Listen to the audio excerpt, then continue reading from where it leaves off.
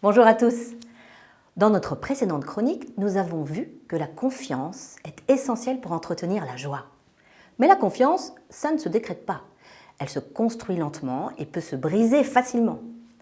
Dans un monde en constante mutation, changements climatiques, technologiques, sociaux, le besoin de confiance en soi et envers les autres est plus crucial que jamais. Sans confiance, tout se bloque. Ce manque de confiance est visible au plus haut niveau, comme lors du choix laborieux du Premier ministre, car on ne peut fonder l'autorité que sur la confiance.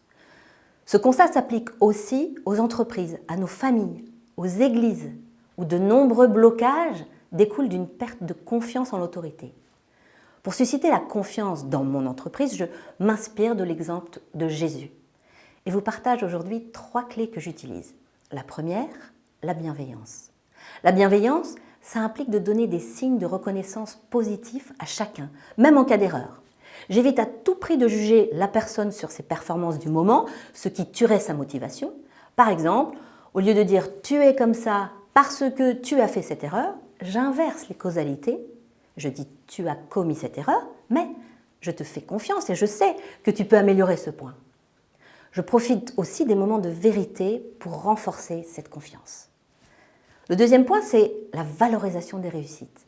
Pour bâtir la confiance, je m'attache à donner un cap et à marquer et mémoriser les réussites, à relire aussi les erreurs comme autant d'opportunités d'apprentissage plutôt que des échecs. Je pense que chaque réussite est une graine de confiance qui ne demande qu'à pousser et chaque erreur, si elle est bien interprétée, peut devenir aussi une graine de confiance qui va germer un jour. Le troisième point, c'est la crédibilité. Si je ne suis pas crédible, la confiance se perd. On assiste à une crise de crédibilité des porteurs d'autorité qui, aujourd'hui, se fondent sur l'incohérence entre ce qu'ils disent et ce qu'ils font.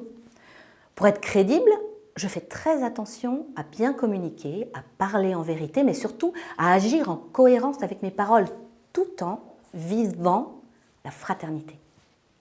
Nous croyons en un Dieu aimant qui nous connaît par notre nom et qui nous fait confiance. C'est cette confiance de Dieu en nous, bien qu'on en soit indigne, qui nous permet de croître, de grandir et de déployer pleinement nos talents avec joie. Alors faisons confiance et inspirons confiance. Pour conclure, je vous laisse avec ce proverbe. Recommande ton activité à l'Éternel et tes projets seront affermis.